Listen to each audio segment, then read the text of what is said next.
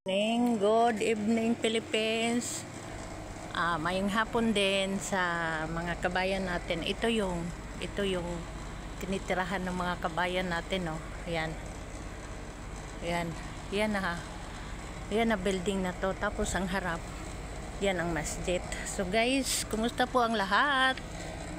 Tapos nakilala ako agad ng kabayan. May siya may minamaniho siyang puting sasakyan.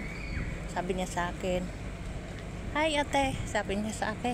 "O, saan ka?" "Diyan kami nakatira, may bibilhin lang daw siya sa tindahan." Sabi ko, "Ano nangyari dyan sa sakyan niyo? Tignan mo, ang itim-itim mo." Ayan, nakita mo yung puti na yan na sasakyan. Ayan, yan ang minamaniho ng kabayan natin.